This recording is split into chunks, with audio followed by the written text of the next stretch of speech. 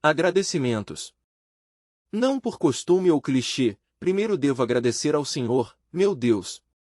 É maravilhosa a forma como Ele se revela a mim, diariamente, através de seu amor e cuidado.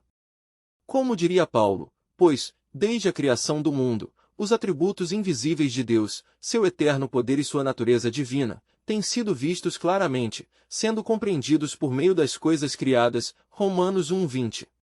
Então, agradeço pela salvação, que eu não merecia, e por habilitar minhas mãos, Senhor. Tu és o que há de mais importante para mim, e eu não quero nem posso imaginar a minha vida sem ti. Dedico e agradeço, também, à minha irmã Cláudia Stefani, meu exemplo e inspiração. Tua contribuição para a minha formação de caráter e personalidade é enorme. Minha vida não seria a mesma sem você. A minha mãe, doutora Rosângela Machado. Falar de ti em poucas palavras é um desafio enorme. Lembro-me dos dias, em minha infância, em que me mandavas ler livros e eu me recusava por desconhecer a importância. Certa vez, até de castigo fiquei por me opor a ler, risos.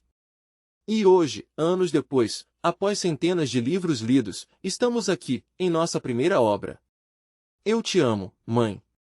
Obrigado por todo o esforço que fizeste por nós para, sozinha, criar filhos do ensino fundamental ao superior e, com muita dignidade, fazer de tudo para provê-los. Novamente, eu te amo. E, em citação, por último, mas não menos importante, não mesmo, agradeço a quem é um comigo, minha maravilhosa esposa, Paloma de Souza. Depois da salvação, você é o maior presente que recebi de Deus. Você é uma bênção em minha vida, minha mulher virtuosa e a sábia que edifica meu lar. Foi a tua mão que Deus pôs junto à minha para me ajudar nessa caminhada, e nada disso seria possível sem você. Você que orou por mim e comigo por todas as vezes em que pensei em parar ou desistir. Você é a visível manifestação do amor de Deus em minha vida. Eu te amo. Em memória ao meu pai, pastor Ubirajara, e à minha avó Selma Maria, meus maiores exemplos de homem e mulher de Deus até hoje, com os quais espero, em breve, me assentar à mesa que nos foi preparada nos céus. Aos meus familiares, amigos, irmãos que servem comigo e a todos que, de algum modo, me enriqueceram ao longo da vida, os meus mais sinceros agradecimentos. Vocês fazem parte desta obra. Prefácio. Esta obra tem o intuito de nos aguçar para a necessidade de entendermos que todas as coisas cooperam para o bem daqueles que amam a Deus e que Ele possui domínio sobre tudo. Portanto, caro leitor, se de verdade você crê nisso, precisa entender que a partir do instante em que reconheceu Cristo como Salvador, Deus estará em tudo, zelando por tudo, cada minúcia. Ele já estava antes, você que não entendia. Porém, em Cristo, teus olhos se abriram. E não é fácil ver a mão do Mestre nas adversidades, todavia ao lograr isto, com certeza, fará de você uma pessoa mais alegre, regozijando na compreensão de que Ele está em tudo e a todo instante ao teu lado.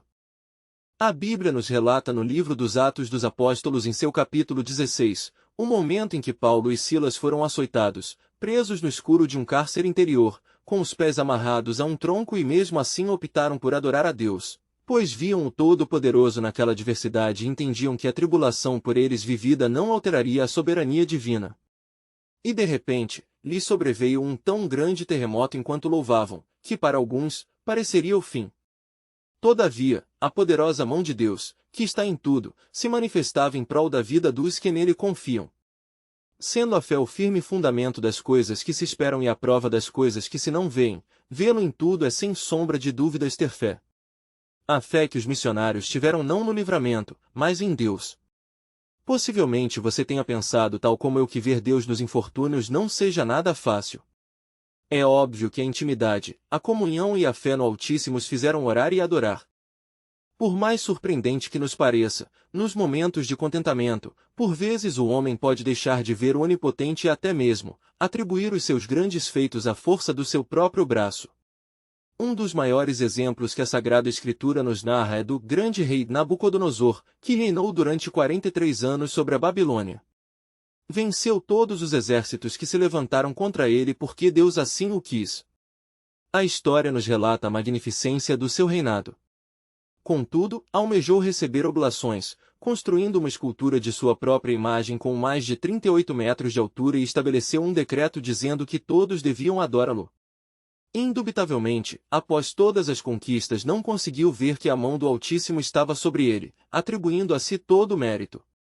Ingrato, arrogante e soberbo, foi tirado de entre os homens, comeu erva como os bois, seu corpo foi molhado pelo orvalho do céu até que lhe cresceu pelo como as penas das águias e as suas unhas como as das aves.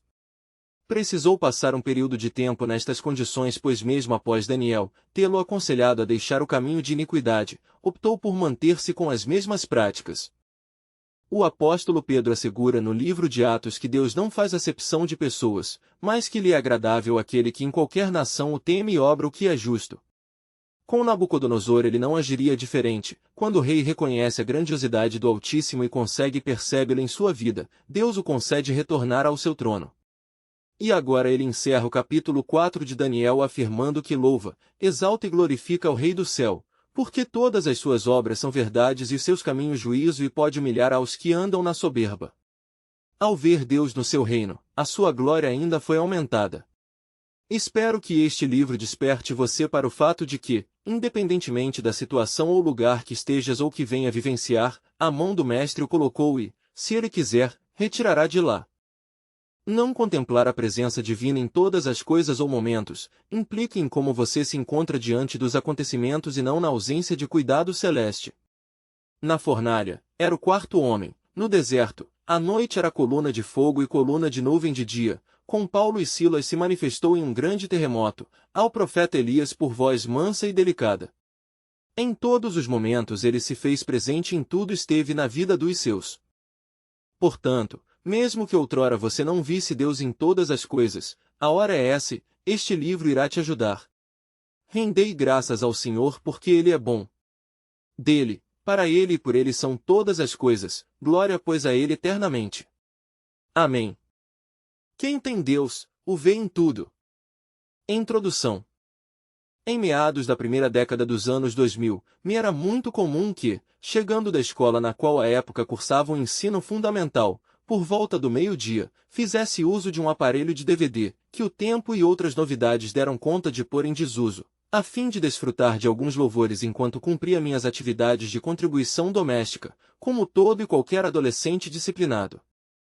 Dentre as opções que possuíamos, e não eram tantas assim, sempre fiz muito gosto de um álbum gravado no ano de 2005 pela cantora gospel Maria Cristina, ou como popularmente conhecida, Cristina Mel, denominado de As Canções da Minha Vida, comemorando seus 15 anos de carreira. Do meio de todas as músicas demasiadamente proveitosas para os adeptos, como disse Paulo aos Efésios, cânticos espirituais, em seu momento de trabalho sendo ele doméstico ou laboral, desatava-se para mim a belíssima canção A Mão do Mestre. Nesta música, o compositor e a intérprete relatam a forma como veem a mão de Deus em todas as coisas. Das mais simples como num olhar de um irmão ou na emoção que sente no ato de cantar, quanto um ano que entra e noutro que sai. É comum, ao meditar nesta letra, embarcar com ela na ideia real de que podemos ver a mão de Deus em tudo. Notoriamente nos é claro o entendimento de que o Senhor controla todas as coisas e nada lhe foge ao alcance, mas não por esse sentido, acredito eu, que o compositor escreveu, mas sim com o intuito de enaltecer a soberania, grandiosidade e beneficência de Deus sobre o homem. Mesmo com o advento de novas canções que realizam as mais diversas abordagens do tema supracitado, meu hipocampo, seção do cérebro que é responsável pelo armazenamento das memórias a longo prazo, sempre me fez recordar essa composição e aplicá-la aos meus dias nas mais variadas circunstâncias. E, em todos os acontecimentos eu me lembrava, a mão de Deus está ali e eu preciso enxergá-la com similar proeminência em que o Filho de Deus a estendeu a Pedro e não o permitiu submergir. Escritor, a promessa na capa deste livro era de ver Deus em tudo e não somente a sua mão, não concorda? Bem, não posso discordar de quem pensou assim. E se em algum momento até aqui sobreveio esta questão, abordamos esta canção porque, assim como tudo na vida exige etapas e compreensão de etapas para que se avance aos novos níveis, entender que a mão do Senhor está em todas as coisas e que desta forma tudo Ele controla, é muito necessário para o pleno entendimento de como poderemos, no decorrer desta leitura, por meio das experiências compartilhadas, ver Deus em absolutamente tudo o que acontece na vida e como extrair uma lição proveitosa de cada momento para perpassar esta caminhada denominada por vida terrena. Os ponteiros do relógio.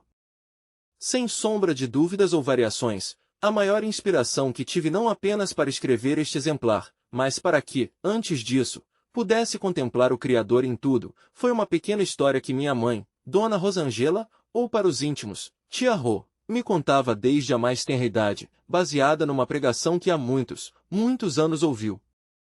Conta-nos esta história, e desde já, peço perdão a você se a conhece de forma diferente. Após alguns anos sem qualquer contato, dois amigos, que antes se enganavam juntos com os prazeres do mundo, reencontram-se no centro de sua cidade, próximo ao relógio central, ponto turístico daquela região, e começam a conversar sobre seu passado não tão memorável até que um deles se manifesta dizendo que com aquelas coisas não se importava mais, pois era nova criatura depois um encontro transformador com Jesus Cristo. Este, o amigo reconciliado, relatava ao seu velho conhecido como ele havia sido mudado pelo Senhor, como conseguia enxergar Deus em tudo em sua vida e que o mestre já estava indissociável de todas as coisas que lhe sobrevinham. Sem acreditar em seu velho amigo, o rapaz que permanecerá nas práticas mundanas dizia não ser possível ver Deus em cada experiência vivida e começou a questioná-lo nas mais diversas questões, tendo sempre como resposta uma mansa, clarividente e incontestável mensagem de que sim, era possível ver Deus em tudo. Até que, sem muitas opções e já com a sua criatividade desgastada, o não convertido apontou para o centenário relógio central, alocado ao meio da cidade e o retrucou. E neste desgastado relógio, meu dileto amigo, como você vê seu Deus? Ao que replicou: no relógio tem 12 números, cada número me lembra das coisas de Deus. O número 1 faz-me lembrar que só existe um Deus, único e soberano Criador de toda a terra. O número 2 me recorda que a Bíblia possui 2 testamentos, o Antigo e o Novo, que 2 varões de branco apareceram aos galileus na ascensão de Jesus, que 2 espias foram protegidos por Raabe em Jericó. 3 são os membros da Santíssima Trindade, Pai, Filho e Espírito Santo, e que 3 coisas permanecem, a fé, a esperança e o amor. 4 são os Evangelhos, Mateus, Marcos, Lucas e João. Jesus foi o 4º homem na fornalha ardente, 4 faces tem um querubim. 5 letras têm o nome de Jesus, 5 foram os livros escritos por Moisés, Gênesis, Êxodo, Levítico, Números e Deuteronômio. 5 pedras pegou Davi para lutar contra Golias. Deus criou o mundo em 6 dias, e descansou no 7º, 6 pontas tem a estrela de Davi. 7 é um número que simboliza a perfeição. Naamã foi curado no 7º mergulho, a muralha de Jericó caiu após a 7ª volta, as 7 vacas magras e as 7 vacas gordas, os 7 anos de tribulação, as 7 igrejas da Ásia. Com 8 dias, Jesus foi apresentado no templo. 8, também, foram os sobreviventes ao grande dilúvio. 9 são os dons espirituais citados por Paulo na primeira de suas cartas aos Coríntios: palavra da sabedoria, palavra da ciência, fé, dons de curar, operação de maravilhas, profecia, discernimento de espíritos, variedade de línguas e interpretação das línguas. 9.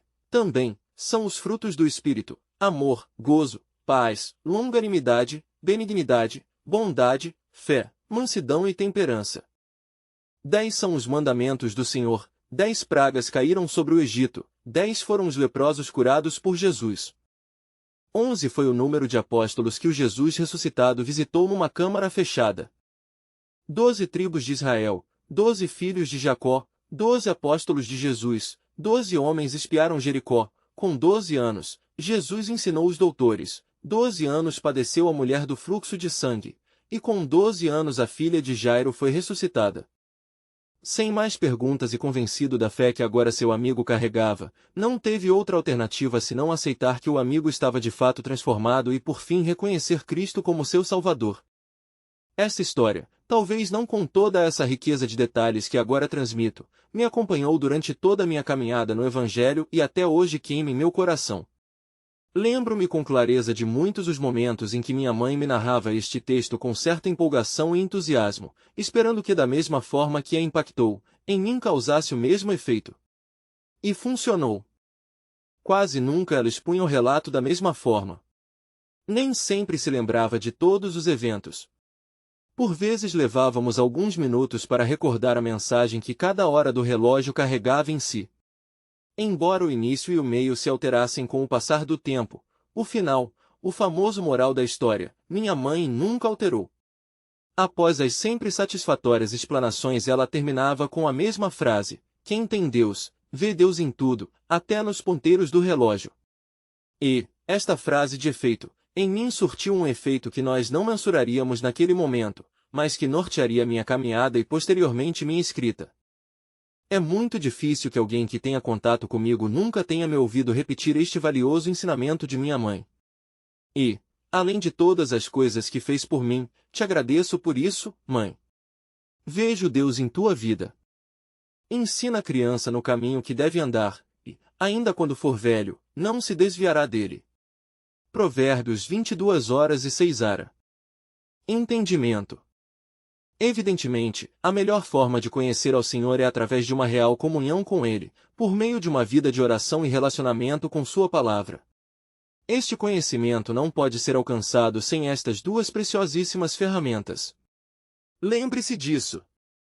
Sob a ótica deste importante entendimento, o propósito desta obra é evidenciado não como a receita de te fazer chegar a Deus como quem toma um ônibus e vai até o destino almejado, mas sim com o teor de te fazer estar na estação de ônibus e ali ver Deus. Subir no ônibus e conseguir enxergar a manifestação do Criador. Resumidamente, precisamos ver Deus durante todo o percurso e não apenas na última parada. Se não fosse assim, Jesus, o Filho de Deus, ao ser questionado por Tomé sobre como saber o caminho se eles não tinham o entendimento de para onde Jesus estava indo, lembra de Tomé, aquele que só acreditava vendo?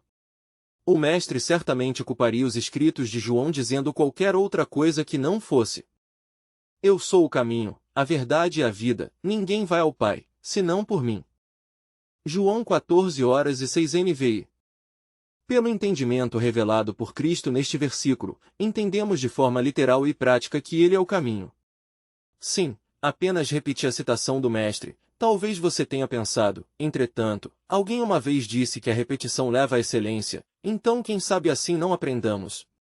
E a lição é: Jesus é o caminho pelo qual eu percorro, para chegar ao Pai, preciso vê-lo.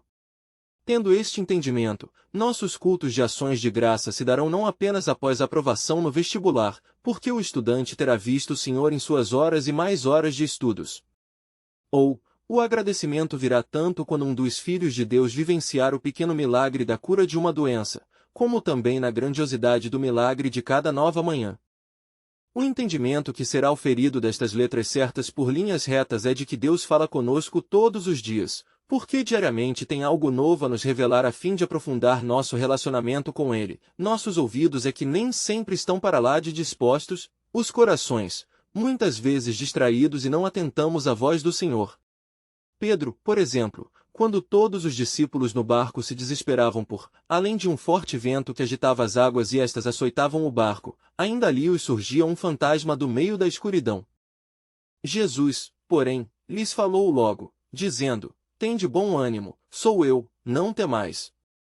E respondeu-lhe Pedro, e disse: Senhor, se és tu, manda-me ir ter contigo por cima das águas. E ele disse: vem. E Pedro, descendo do barco, andou sobre as águas para ir ter com Jesus. Mateus 14h27-29 NVI. Reparou?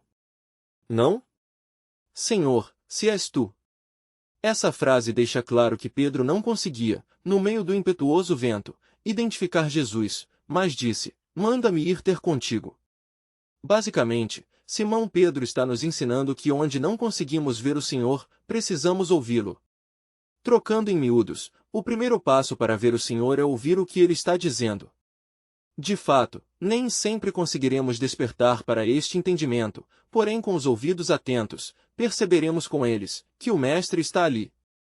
Que Ele sempre esteve ali. É engraçado quando falamos disso, pois, uma das perguntas que mais tive que responder é: Samuel, como faço para ouvir a voz de Deus? Minha resposta é sempre a mesma: leia a Bíblia em voz alta, risos. Se há fatores que te impedem de ver ao Senhor em tuas situações, já aprendeu acima como ouvir sua doce voz, mesmo em meio às tempestades. Deste modo, as experiências que serão compartilhadas neste livro relatarão momentos onde pude ver e aprender algo da parte do Senhor. Coisas simples, talvez não tão elaboradas, contudo, demonstrativos de um indivíduo que passou a ver o reino que já chegou e está aqui, bem em nosso meio. Situações inusitadas, mas se analisadas na medida adequada, te fará vê-lo também. Não é o tipo de sermão que eu pregaria em um culto, por isso o livro. Do mesmo modo em que Deus descia diariamente para conversar com Adão e Eva, Ele não anseia por falar conosco, Ele deseja que nós o escutemos e então passemos a ver. Este sempre foi um desejo do Senhor, que o vejamos como Ele é. Então, aspiro te influenciar, após esta leitura, para em cada contexto vivenciado, refletir e se fazer duas perguntas importantíssimas. O que Deus quer me ensinar com isso? E, consigo ver Deus nesta situação? Vamos às experiências? Eu sou essa lua. Dona Selma Maria, serva do Senhor, exemplo a seus contemporâneos e referência a todos os seus ascendentes, dentre os quais eu me encontro, conheceu Jesus, e mesmo após uma vida de paganismo, foi transformada pela presença poderosa do Espírito Santo que nela, notavelmente, habitava. Deus foi tão bondoso para com minha família que fez de Dona Selma, minha avó Selma, uma fervorosa mulher de oração. Lembro-me de muitos dias, na época em que morei em sua casa, de encontrar minha avó orando regularmente em 4 horários por dia. Ela, como muitos dos crentes em Cristo Jesus membros de igrejas Assembleia de Deus na década de 1970, aprendeu e praticou o costume de Moisés, que subir ao Sinai, ou Horebe se for adepto ao hebraico, para orar ao Senhor e pedir que o Senhor falasse com ele. E posteriormente Jesus, que frequentara o monte para falar com o Pai. Minha avó era frequentadora assídua das montanhas de nossa região. Justamente com ela eu aprendi desde muito novo a utilizar continuamente este local para cumprir estes dois propósitos, falar com Deus e ouvir sua voz. Lembrando que quando Deus falou com Moisés, Jeová estava lhe entregando sua palavra, por isso toda possível voz de Deus, que não esteja baseada estritamente em sua palavra, deve ser veementemente rejeitada.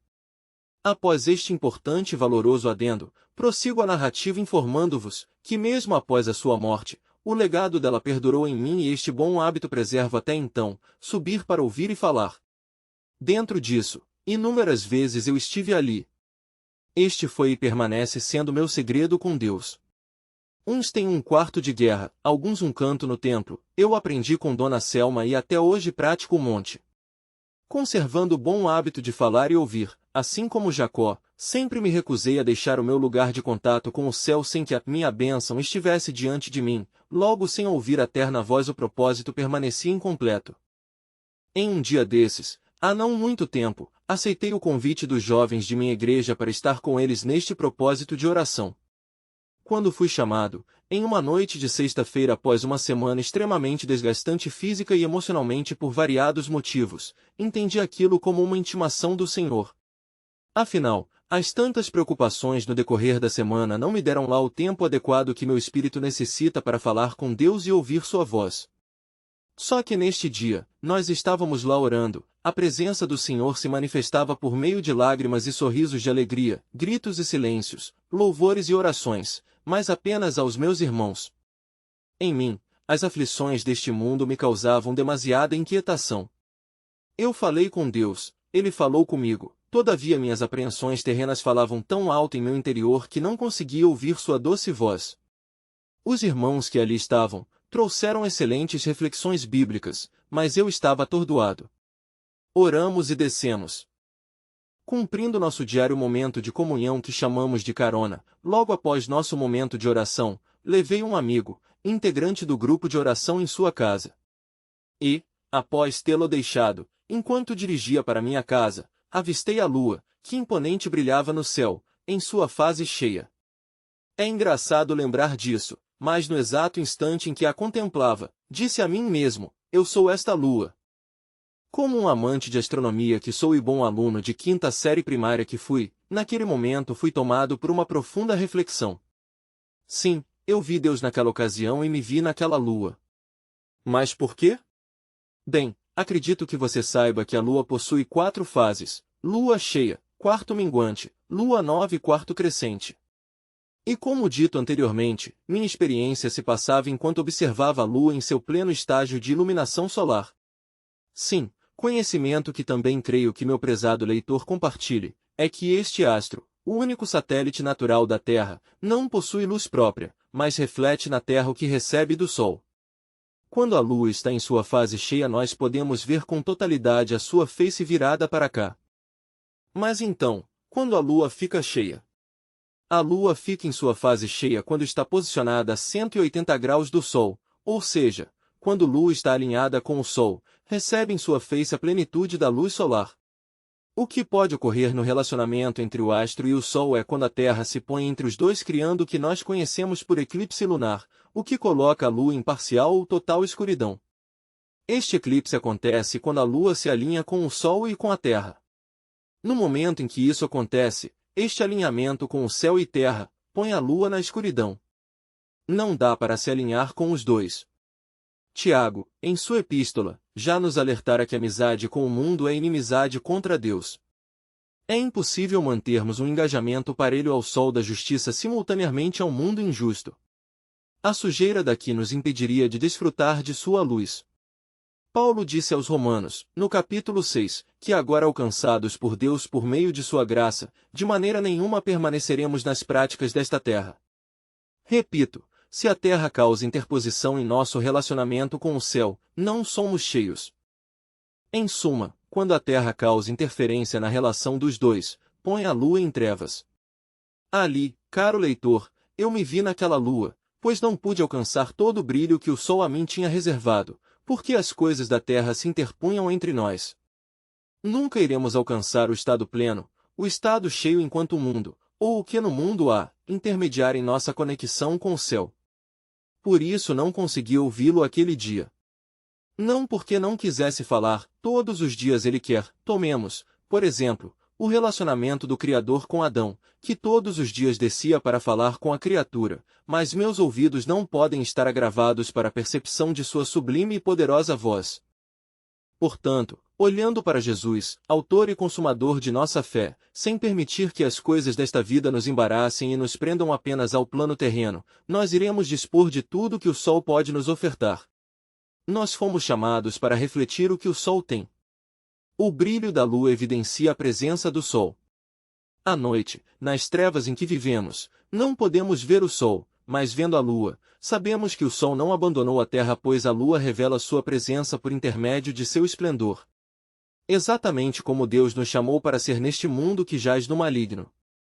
Onde as pessoas não conseguem enxergar Jesus, você refletirá a sua maravilhosa luz. Talvez, como eu, por vezes permita que as situações desta vida, e não quero de forma alguma minorá-las para você, intervenham naquilo que o sol ou o céu tem para nós, o fulgor e glória que conosco compartilha. No entanto, alinhados apenas com o céu, desfrutaremos de tudo aquilo que o Senhor tem para nós. Nós somos esta lua. O convite recusado. Quando tinha 5 anos de idade, Alex Nash, à época residente na Cordoalha, um condado no sudoeste da Inglaterra, chegou à sua casa após mais um dia letivo com algo mais que apenas material escolar em sua mochila. Julie Lawrence, mãe de um colega de classe de Alex, enviava aos pais do menino, por ele, uma cobrança, com direito a informações bancárias e registro em cartório, por sua ausência na festa de aniversário do filho de Julie, seu coleguinha, fazendo desta história, ocorrida entre dezembro de 2014 e janeiro de 2015, muito conhecida e tomando notoriedade por diversas publicações em jornais espalhados pelo mundo. Para celebrar o aniversário de seu filho, Julie preparou uma festa numa pista artificial de esqui, em um parque de Plymouth, e pagou a entrada de todos os convidados, solicitando que estes confirmassem que estariam na festa que a mesma custeou. No entanto, os pais de Alex haviam marcado outro compromisso para o dia da festa e por isso, não puderam estar presentes na festa do filho, como supracitado, mesmo confirmando presença. A indignação da mãe resultou na cobrança aos ausentes. Aos que rejeitaram o convite e àqueles que disseram que participariam porém não participaram, a conta da festa estava paga, o preço foi pago, mas algumas pessoas recusaram. Quem recusa o preço que foi pago, deve arcar por conta própria, foi o que a mãe do aniversariante pensou. A essa altura, acredito já estar evidente a forma com a qual nós vemos Deus nesta situação e extraímos algumas lições sobre o reino. Esta história me faz lembrar um texto bíblico contido lá no Evangelho de Mateus, capítulo 22. Jesus falou novamente ao povo por meio de parábolas, e lhes disse: o reino de Deus é parecido com um rei que preparou uma festa de casamento para o seu filho. Depois, ele mandou que seus servos fossem chamar as pessoas que tinham sido convidadas para a festa, mas elas não quiseram ir. O rei, então, chamando novamente os seus servos, lhes disse: vão a todas as pessoas que foram convidadas e digam: já está tudo preparado para a festa. Os bois e os bezerros gordos já foram mortos e está tudo pronto. Venham para a festa. Os convidados, porém, não se importaram. Um foi para o seu campo, outro foi tratar de seus negócios, ao passo que outros maltrataram e mataram os servos. O rei ficou tão furioso que enviou soldados, mandando que matassem aqueles assassinos e incendiassem a cidade deles. Depois disse aos servos: a festa de casamento está pronta, mas as pessoas que tinham sido convidadas não mereciam estar nela. Portanto, vão pelas esquinas e convidem para a festa todas as pessoas que encontrarem. Os servos, então, foram pelas ruas e convidaram todas as pessoas que encontraram, fossem elas boas ou más, e o salão da festa ficou lotado. Mateus 22, 1-10 VFL. De uns tempos para cá, o nosso estilo de festa mudou bastante e passamos a ser bem mais seletivos. Paloma e eu, por exemplo, quando fomos distribuir os convites de nosso casamento, com muita dor no coração deixamos pessoas queridas de fora. As novidades contemporâneas como salões, buffets, fotografias e filmagens, trajes e etc., limitam a quantidade de convidados que se pode levar. É sempre bom contextualizarmos. Lembro-me como se fosse hoje o esforço que fizemos para adicionar cada vez mais convidados ao nosso evento. Quem fez ou está prestes a fazer festa sabe bem como é isso. Quando se prepara uma festa há um exercício enorme, praticamente um malabarismo, para equalizar a lista, quase sempre a parte mais difícil. E mesmo com todo o esforço de quem produz a festa e prepara a mesa, há quase sempre o desleixo e descaso de algumas pessoas que não valorizam o esforço que o anfitrião teve em preparar-lhe tudo, até confirmam presença, mas não comparecem. Preciso que entendam que não se trata de um desabafo, mas de uma constatação.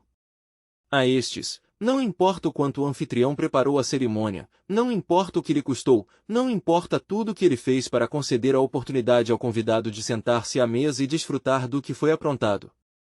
A dissertação de Jesus é rica de ensino se analisada ao pé da cultura judaica e em como discorria seu casamento.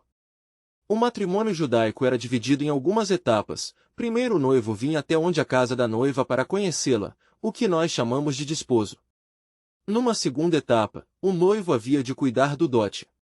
Ou seja, alguma coisa de valor ele devia apresentar ao pai da noiva para que recebesse seu assentimento. Após isso, enquanto o noivo voltava para a casa do pai a fim de preparar o lugar em que iriam morar, a noiva aprontava suas vestes para as bodas.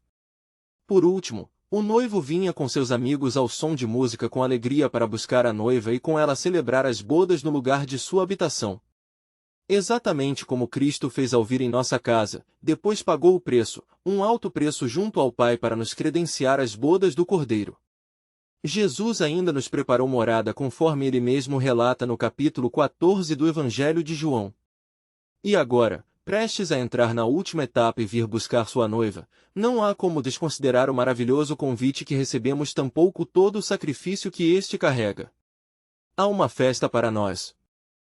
E, ao cogitar a história de Alex e Julie para compor um dos capítulos desta obra, minha intenção inicial era deixá-la por último para que assim encerrasse fazendo tão famoso convite da graça, demonstrando que é uma festa preparada e um chamado para participarmos. Contudo, me ocorreu o texto de Mateus 25, quando Jesus proferiu a parábola das 10 virgens, nos ensinou que à frente do noivo vinha um mensageiro bradando aos 4 ventos: aí vem o noivo. Saiam ao seu encontro. E esta era a mensagem do que caminhava diante do nubente. Logo, percebi que não poderia ser esta minha mensagem derradeira. Se nós não entendermos e acima disso, valorizarmos este convite, a leitura deste livro torna-se dispensável. Não se trata de uma autoajuda que fará você se sentir melhor consigo a partir de então. é o cerne desta mensagem, as bodas do Cordeiro. Talvez nós estejamos como os pais de Alex e como aqueles convidados para as bodas do príncipe, afirmando a participação no evento, mas preocupado com os outros compromissos, outras coisas, sonhos, projetos e até desejos de estar em outros lugares que concorrem com as bodas podem estar nos ocupando. Ou quem sabe um dos motivos que nos impeça de abraçar a oportunidade que Cristo nos concedeu, entregando sua vida na cruz do Calvário, seja o fato de estarmos na fase de preparação. O momento de cuidar das vestes. Exatamente como a noiva no casamento judaico fazia. E isso dá trabalho, bastante trabalho. Afinal de contas, não creio haver alguém que marque um encontro com pretendente ou cônjuge, após se aprontar, vá varrer o quintal correndo o risco de se sujar. Todos nós queremos nos apresentar limpos.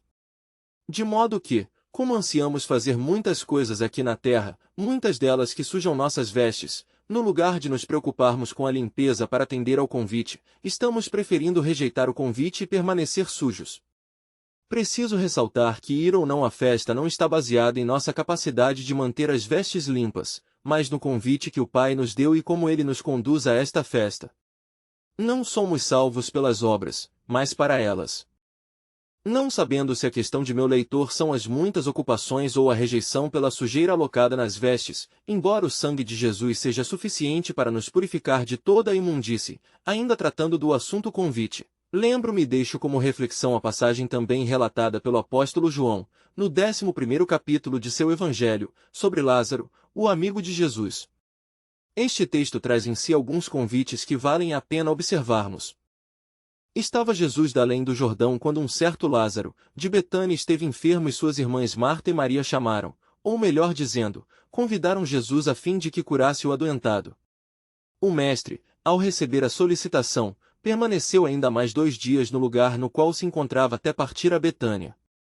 Antes de ir, Jesus convida, no verso 7 do mesmo capítulo, seus discípulos para com ele partir. Evidente que quando se trata de Jesus falando com seus discípulos, podemos considerar como uma ordem, mas para atender ao tema proposto nesta matéria, utilizaremos o verbo convidar. Até o momento, as 2 convocações mencionadas eram acarretadas de um pano de fundo nada simples. Primeiro que o convite para Jesus era com a intenção de que resolvesse o revés, segundo que nem o mestre tampouco seus discípulos eram benquistos na região e corriam risco de morte. Então, aceitar estes convites eram sucedidos de consequências.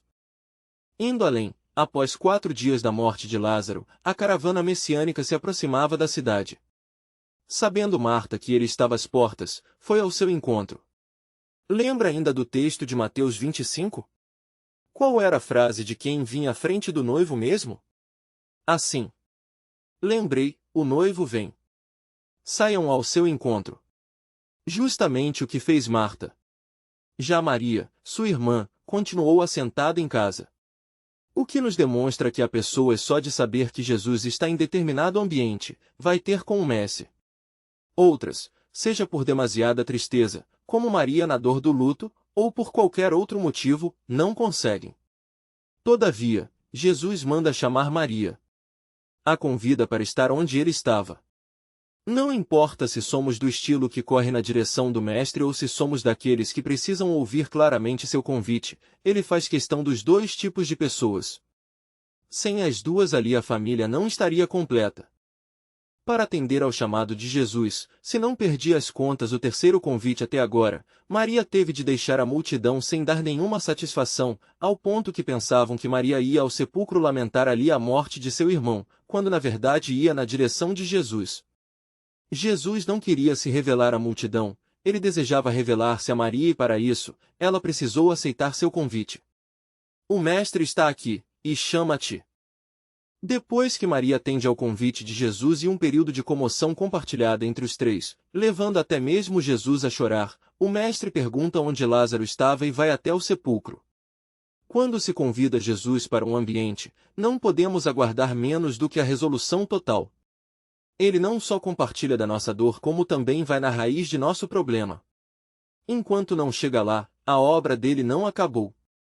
Por isso Jesus vai com as irmãs e com os judeus que ali estavam até o túmulo de Lázaro, ordena que tirassem a pedra. Essa ordem por si só já era bem interessante, pois o Jesus que tinha poder sobre a morte, poderia muito bem atuar sobre uma pedra, mas ele não quis. Ele quis utilizar as mãos humanas para cumprimento de seu propósito.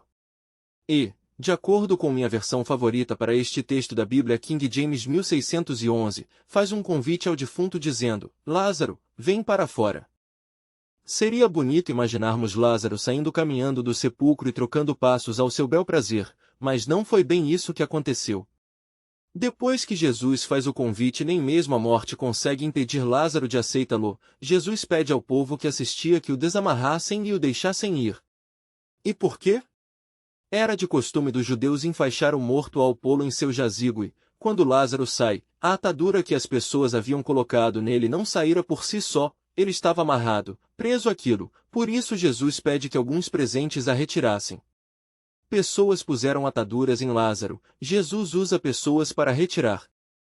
Tornando a falar do chamado de Jesus a Lázaro e seu pronto atendimento, ressalto que o fato de Lázaro estar preso, amarrado, não o impediu de ouvir Jesus e ir em sua direção. O mais importante ele possuía, o convite do Mestre. Repare que ele não ficou de dentro do sepulcro gritando para Jesus que não poderia ir ao seu encontro por estar amarrado nisso ou preso naquilo, ele foi. Tão somente foi. Meu exemplo. Diversos convites observam-se apenas neste capítulo bíblico. Se os discípulos tivessem recusado o convite, perderiam a oportunidade de desfrutar de uma valiosa experiência com Jesus. Maria também, caso se eximisse, não veria o milagre acontecer. E para Lázaro, vemos que quando o Senhor quer ressuscitar um morto, ele o faz por meio de sua palavra. Assim como nós estávamos mortos em ofensas e pecados. Como disse o escritor aos Hebreus, se ouvirdes a sua voz, não endureçais o vosso coração. O convite é a manifestação da graça e soberania divina. Recusa-lo, é a responsabilidade humana. Talvez você pergunte, mas e se Jesus tivesse declinado do convite? Não, dileto irmão, toda vez que convidado para participar, Jesus vai. Não recusa convite. Toda vez que alguém se escusa ao convite divino, quem perde é o que prescinde. Por fim, mais do que uma celebração numa pista de gelo na maravilhosa Inglaterra, bem mais do que o casamento de um príncipe terreno, com um banquete que se finda, o convite que o Senhor nos faz é para a eternidade, não podemos ficar de fora desta celebração. Entender este convite não consiste em fazer, mas receber pela fé o que ele já fez para nos credenciar a esta festa. Na cruz Cristo afirmou que tudo estava consumado, pela fé nós cremos que ele nos preparou uma casa, uma mesa e um banquete que jamais se finda para os eleitos, os que dedicam sua vida a valorizar este convite, vivendo com a dignidade de quem outrora não tinha rumo, mas pela bondade de Deus, manifesta em Cristo Jesus, está com o convite esperançoso pela grande festa. Conta-nos uma seguinte história. Em 1829, George Wilson, um homem da Filadélfia, maior cidade da Pensilvânia, um estado do nordeste dos Estados Unidos, foi julgado por alguns crimes que cometeu. Constatada a sua culpa, foi condenado à forca. A população daquela cidade, mobilizada, solicitou ao governador do estado que o perdoasse não aplicando a pena de morte. Depois de analisar o caso, o governador resolveu conceder o perdão, mas queria conhecê-lo antes. Colocou a carta de perdão em uma Bíblia, disfarçou-se de pastor e foi à prisão. Quando chegou à cela, portando a carta que o livraria da morte, foi mal recebido e veementemente rejeitado. Mesmo assim insistiu dizendo ao preso que tinha dentro daquele livro algo muito bom, mas o condenado não o recebeu. Quando o governador foi embora, o carcereiro falou ao preso o que ele havia perdido. Desta forma o juiz que acompanhava o caso declarou: um perdão é um documento cuja validade depende de ser aceito pela entidade a qual diz respeito. Mas pode-se compreender que quem tenha sido sentenciado à morte se recuse a aceitar o perdão, porém, se recusar, já não é perdão. Importa, pois, que George Wilson seja enforcado. Assim, prosseguiu a sua sentença. No dia da execução, o condenado pediu para pronunciar suas últimas palavras e então disse: não estou morrendo porque matei um homem, estou morrendo porque rejeitei o perdão. Essa é uma boa ilustração para a condição dos perdidos no juízo de Deus. Deus não irá nos condenar pelo pecado que cometemos, mas pelo convite que recusamos. Existe uma carta convite para a festa, existe uma carta perdão escrita aos que, pela ação do Espírito Santo, entendem que no lugar de condenação, nos foi preparada uma grandiosa festa. Deus estava na cruz, em Cristo Jesus, reconciliando consigo o mundo. Entender este convite e recusá-lo é uma tremenda tolice, e, quem assim o fizer, terá que pagar a conta. Viu como é possível ver a Deus até por meio de uma matéria de jornal. Surfe no metrô. Embora nunca tenha sido um aficionado a jogos mobile ou a quaisquer outros jogos eletrônicos, lembro-me de uma febre que surgiu por volta do ano de 2012 sobre um game de uns personagens que corriam ou surfavam em suas pranchas voadoras contra metros.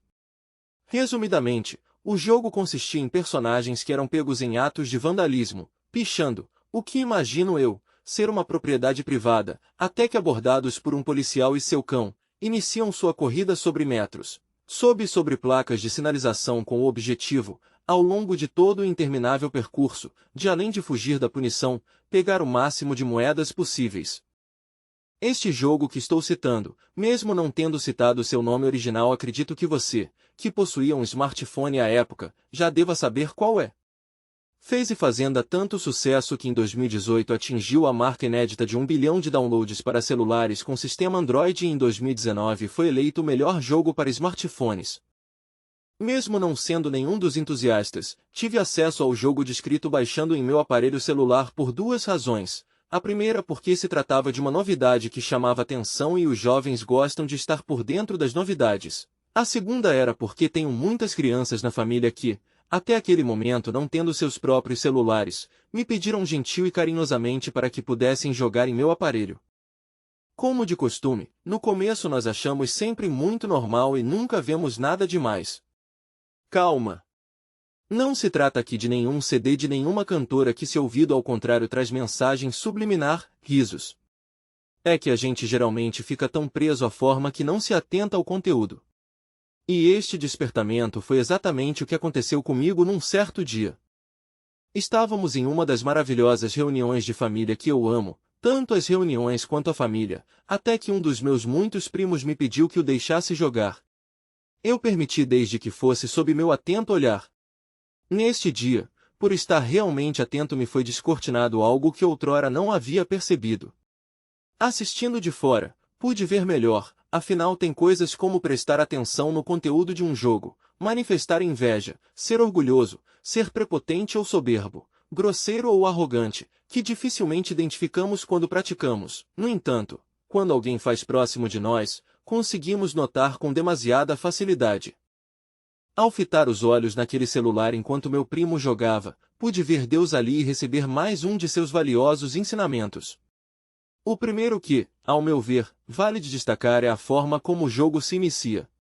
O personagem surge no jogo sendo flagrado por um policial em um delito que o motivou a correr apressadamente, desesperado para não ser pego. Principiando, o policial que aborda o infrator é um representante da lei. E quando o homem, ou melhor, o personagem do jogo é pego no ato de seu pecado, a atitude é fugir da lei. No caso, do representante da lei que é o policial. A lei mostraria para ele o quanto estava errado e o puniria por seus delitos. Obviamente, desta forma a lei estaria cumprindo seu papel, ela é perfeita e o problema não está no estatuto, mas em quem o defrauda. E há um fato curioso no jogo: toda vez que o infringente tropeça em algum dos obstáculos do caminho, encontra-se mais próximo a ser punido pela lei, o policial, seu representante. E, para constar, o cão também o perseguia guardando um tropeço. Não digo essas coisas como quem é contra a lei. O Salmo 119 é uma ode à lei do Senhor. Uma belíssima declaração de amor e compromisso aos estatutos, juízos, preceitos, mandamentos, palavra, testemunhos e decretos. Nos ensina que são estas coisas que precisamos guardar na tábua do nosso coração para não pecar contra Deus. Além disso, o próprio Jesus, ao ser abordado por um mancebo rico, que o pergunta o que ele precisava fazer para herdar a vida eterna, os evangelhos nos ensinam que Cristo responde de imediato: guarde os mandamentos. Ratifico, a lei é perfeita. Contudo, seria insuficiente se o diálogo terminasse desta forma. O jovem afirma, orgulhoso de si mesmo, que todos os mandamentos estavam guardados e eram praticados, mas uma coisa faltava e o mestre logo revelaria. E Jesus, olhando para ele, o amou e lhe disse: falta-te uma coisa, vai, vende tudo quanto tens, e dá-o aos pobres, e terás um tesouro no céu, e vem, toma a cruz, e segue-me. Marcos 10:21. Logo, não se trata de fugir da lei ou, mediante a uma autoanálise, possivelmente deturpada, segui-la. Isso não é o suficiente.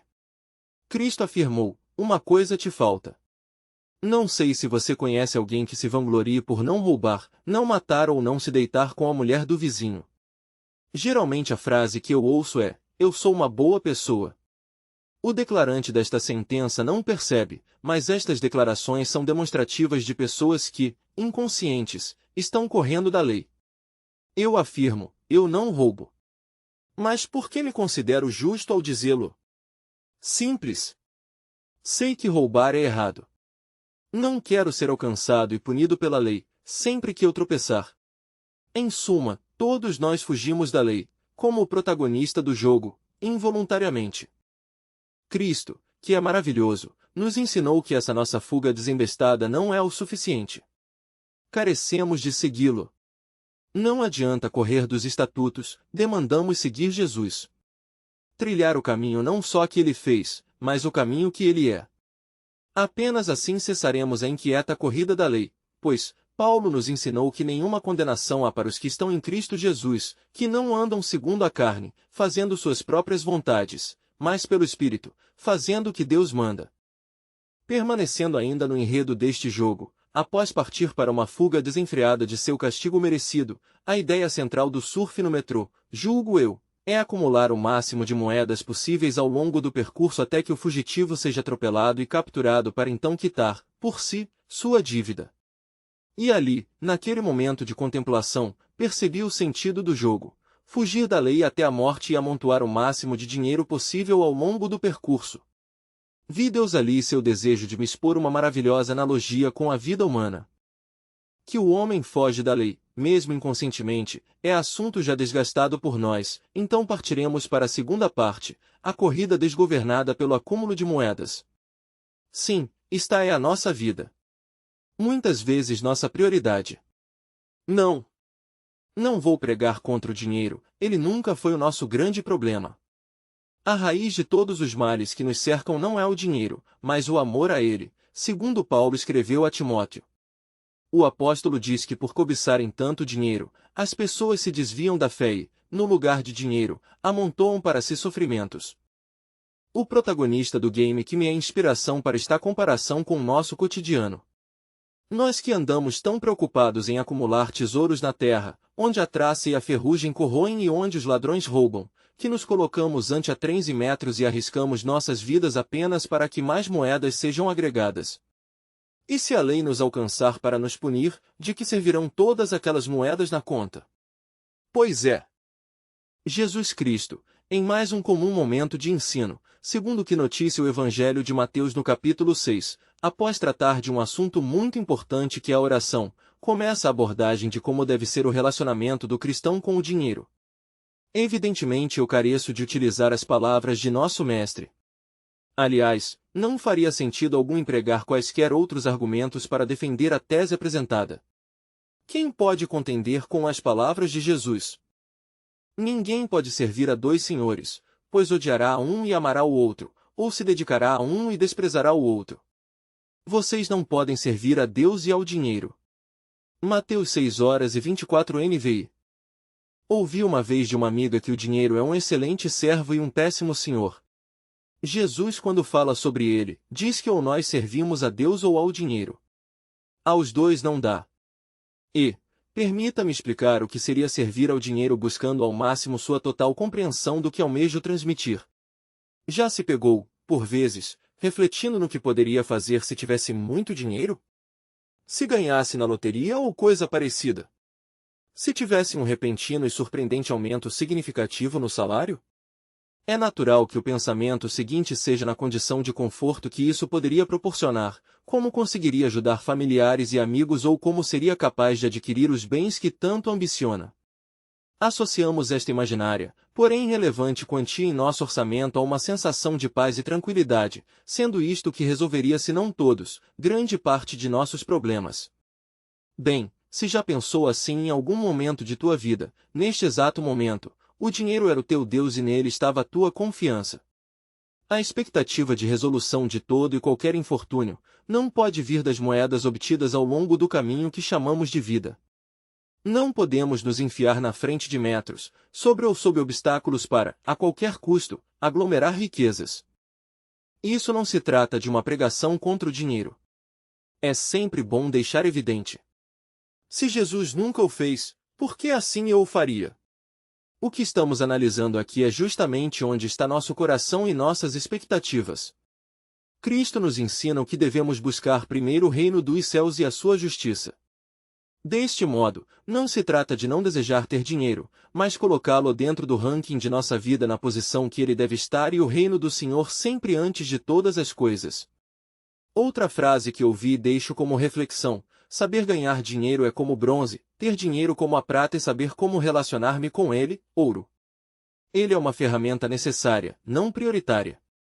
Como Paulo disse aos Filipenses que ele aprendeu, também precisamos aprender a nos contentar com o que o Senhor tem nos dado, para que andemos cautelosos, entendendo que a vida não é uma louca corrida por moedas.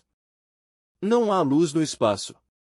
Por mais uma vez me atrevo a falar de um assunto cujo qual não sou especialista, porém farei menção, mesmo que superficialmente, a critério de exemplo para nossa vida. Desde já, peço perdão aos astrofísicos estudiosos em questão, mas é que a partir do momento em que meus olhos foram abertos para este conteúdo, não houve contenção em mim para que não relatasse em papel tudo aquilo que Deus me ensinou dentro do tema que carrega este capítulo. Certa feita, acompanhando pela TV uma daquelas grandes expedições que as agências espaciais nos proporcionam, assentado em minha sala, assisti a um foguete que partia de Cabo Canaveral, uma faixa de terra do condado de Brevard, na parte costeira do leste da Flórida, nos Estados Unidos.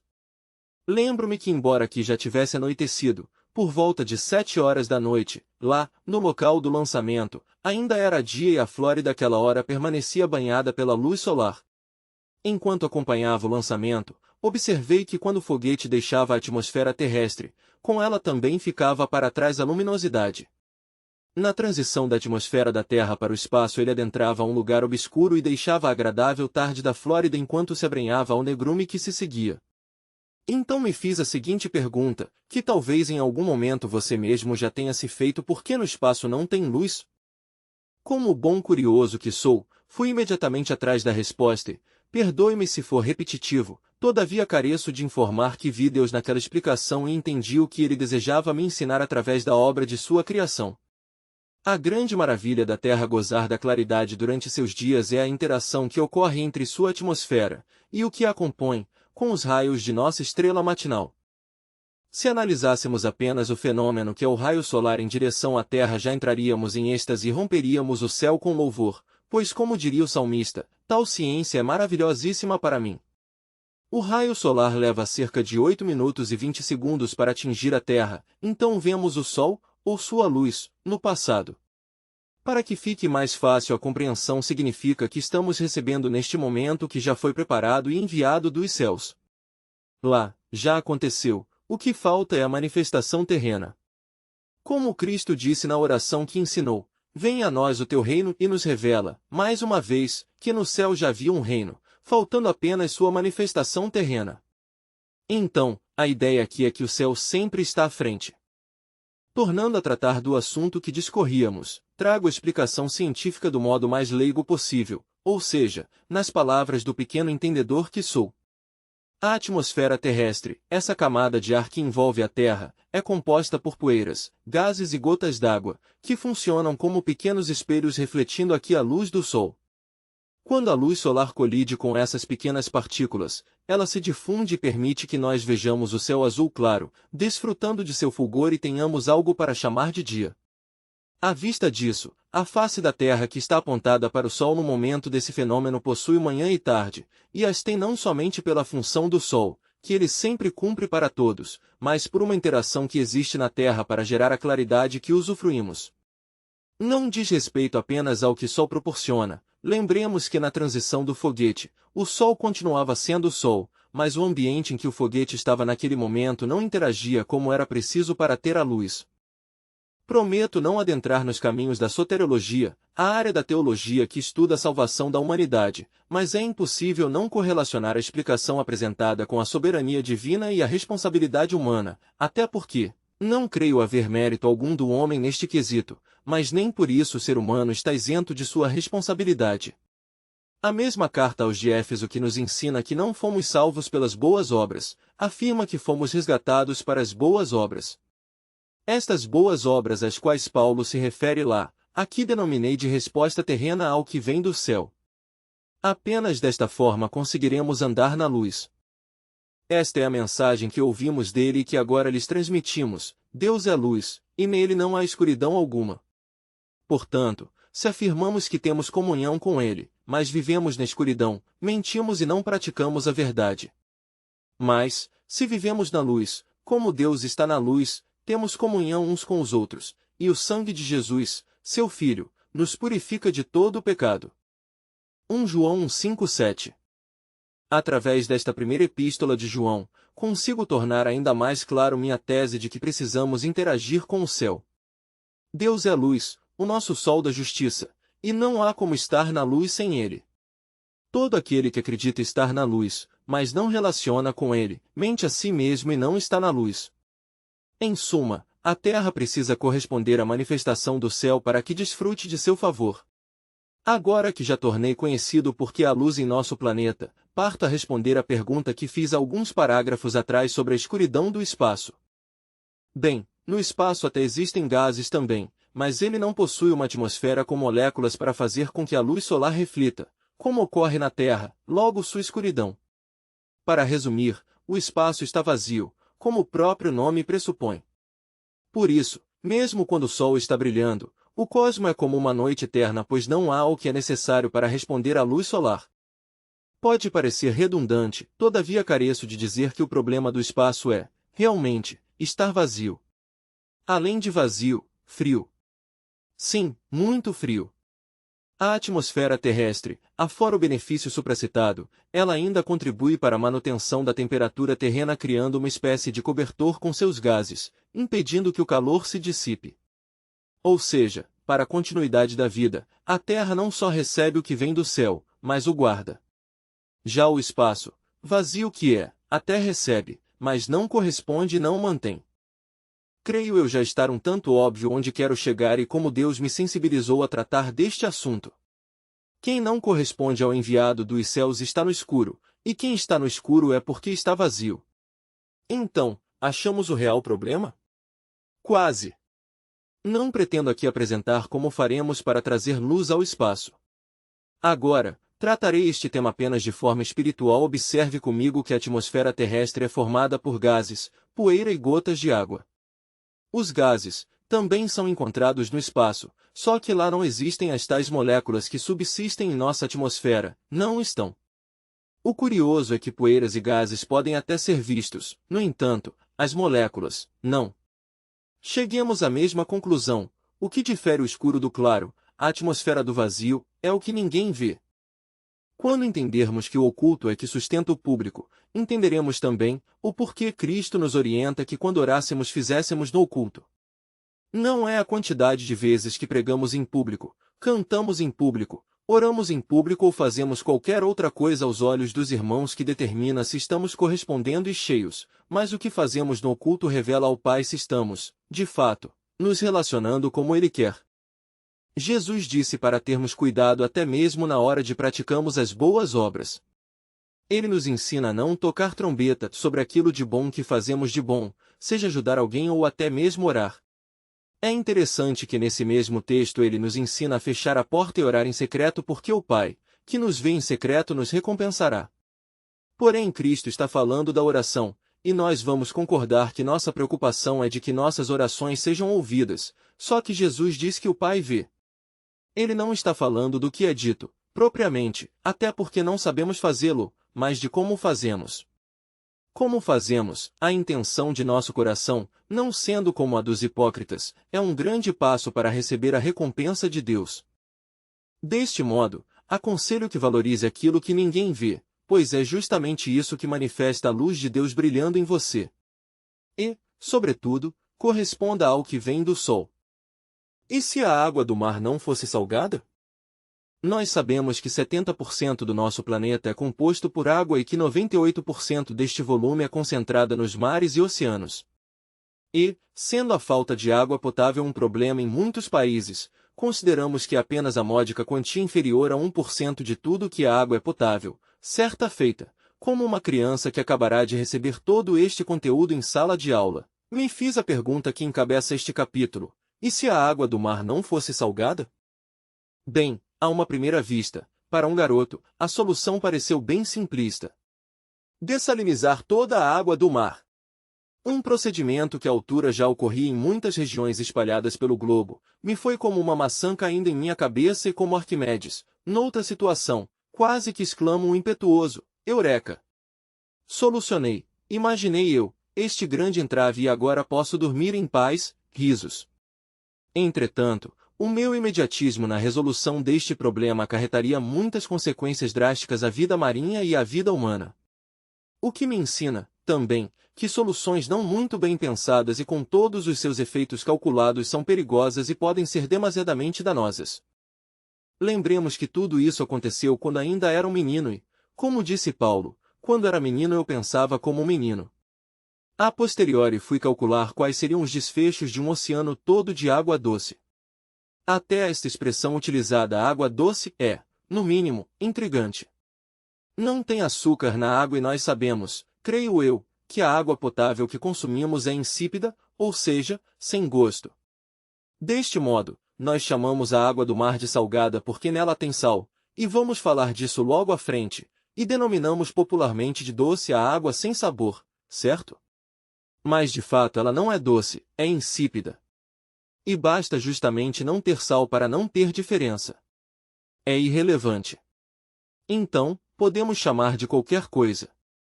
A esta altura um bom conhecedor da Bíblia Sagrada já associou a primeira ideia apresentada neste capítulo ao que Jesus ensinou lá no 5º capítulo do Evangelho de Mateus sobre nosso dever de ser o sal da terra. É claro que se interpretado num contexto atual nós vamos associar naturalmente a importância do sal apenas ao paladar. Realmente, uma comida sem sal perde muito a sua graça. Todavia, se analisado ao pé do que Cristo transmitia em uma época em que a sociedade não dispunha de um sistema de refrigeração tão rebuscado quanto o atual, a função exercida pelo sal não era exclusivamente temperar, o que ressalto ser importante também e citado por Cristo, mas conservar. O sal, historicamente, é o primeiro conservante natural dos alimentos. Mesmo não me aventurando a tratar das ações químicas e reagentes que ele propõe, acredito que nos vale ressaltar que a presença do sal, na carne, por exemplo, além de aumentar o tempo de vida útil, ele até permite uma mudança de aparência, mas não muda a consistência.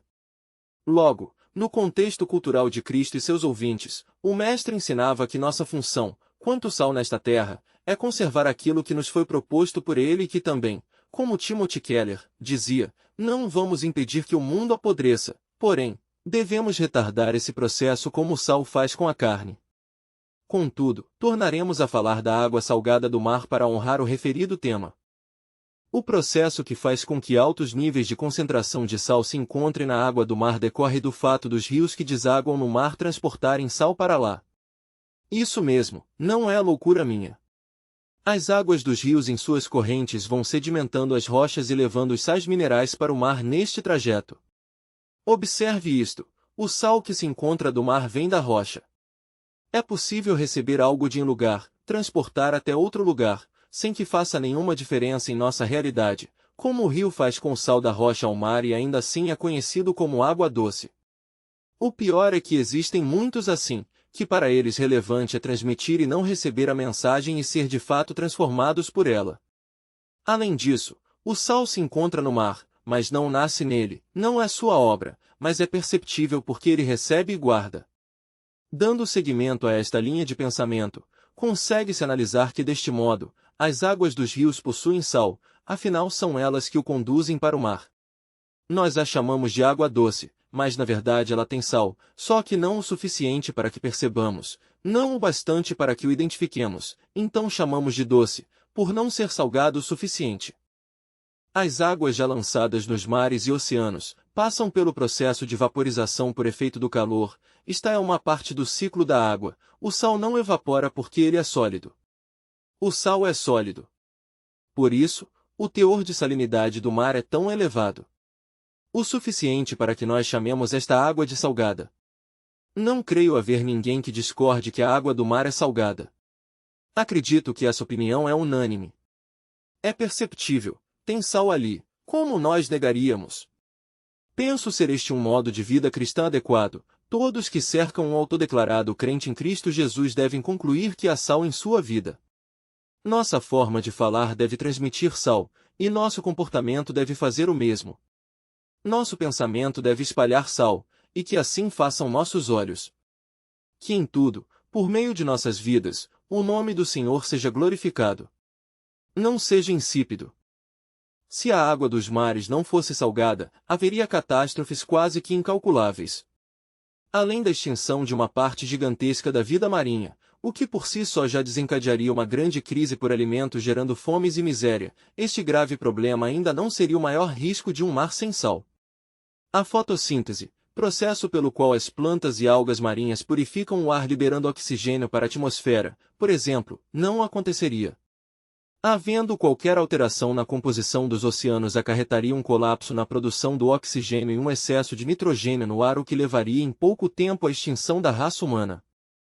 Ainda existem diversos fatores prejudiciais decorrentes desta alteração, tais como a temperatura da Terra baixando gradativamente com a alteração no transporte de calor e, enfim, já está mais que descrito aqui a relevância do oceano ser exatamente como ele é. Talvez o ponto de partida para a defesa desta tese é que Deus o fez e nosso Deus não erra. Tudo o que ele criou foi exatamente para ser como é. O mar para ser como é, salgado, o homem para ser homem, a mulher para ser mulher. Não precisamos perverter nem alterar aquilo que o Senhor planejou e executou com sua palavra. Deus é perfeito e põe suas características em tudo aquilo que faz.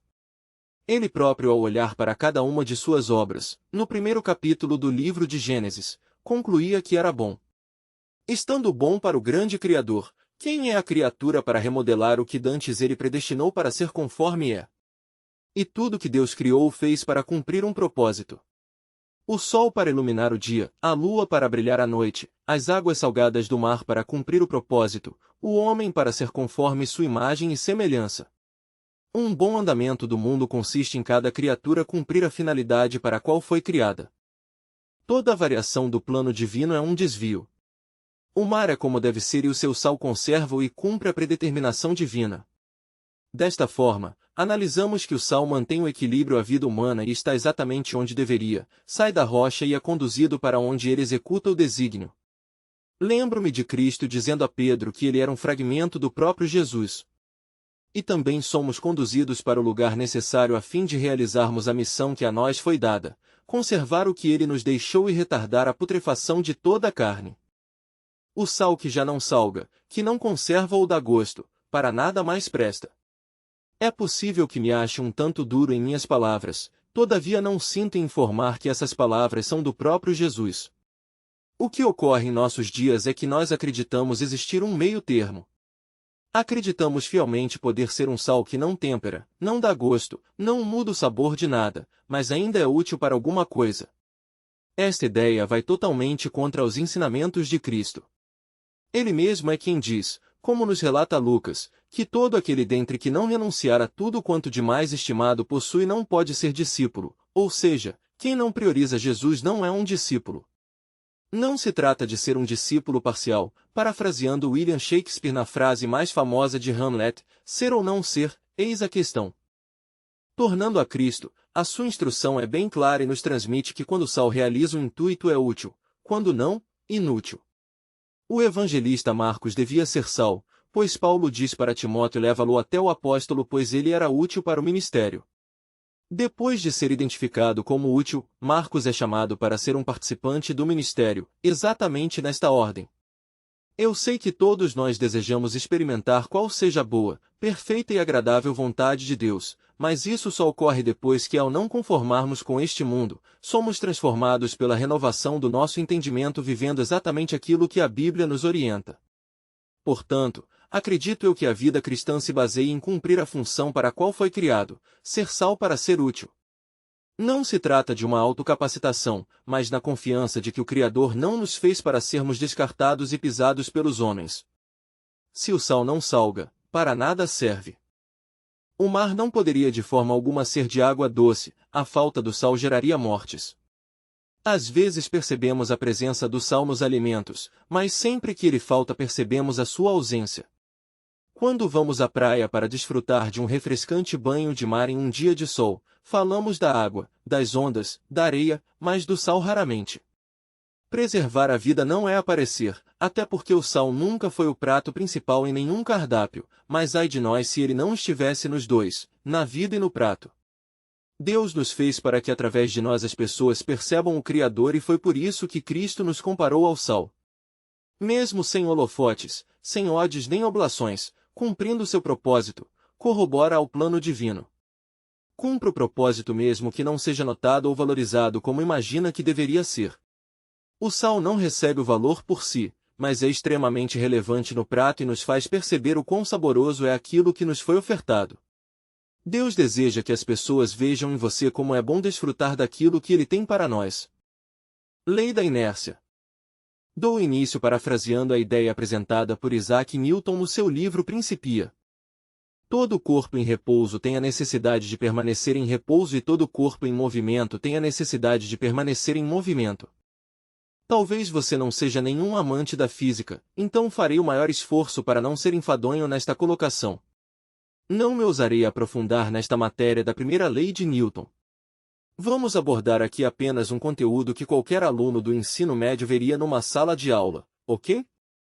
Imagine comigo você dirigindo teu carro numa rodovia, respeitando a velocidade máxima permitida, tudo conforme as leis de trânsito e a sua viagem corre tranquila até que, por algum motivo, seja um motorista mais apressado te cortando e fechando sem sinalizar ou algum animal silvestre entrando na tua frente e você é obrigado a frenar o teu veículo realizando uma manobra um tanto repentina. Quando ocorre essa frenada brusca, o nosso corpo é naturalmente travado pelo cinto de segurança, pois, a velocidade que o carro estava é exatamente a velocidade que o teu corpo, dentro dele, estava também. Os freios pararam o carro, o cinto parou você. Isso ocorre porque o corpo que estava em movimento tem a necessidade de permanecer em movimento. Agora tratemos de um corpo em repouso. Ainda no campo da imaginação, pense numa pedra parada no campo. Não se trata da pedra de Carlos Drummond de Andrade que estava no meio do caminho e, por mais que todas as minhas entranhas queiram falar dele, de igual modo, não farei menção, neste instante, à pedra que foi rejeitada pelos homens, a nossa pedra de esquina, a nossa pedra angular. Momentaneamente refiro-me apenas a uma pedra qualquer parada num campo qualquer. Ela ficaria lá, quieta e imóvel até que alguém a pegasse, não sairia do mesmo local a não ser que a mão de alguém a alcançasse, porque um corpo em repouso tem a necessidade de permanecer em repouso. Quando um corpo sai do estado de repouso para o movimento é porque uma força externa e não nula atuou sobre ele e o pôs em movimento.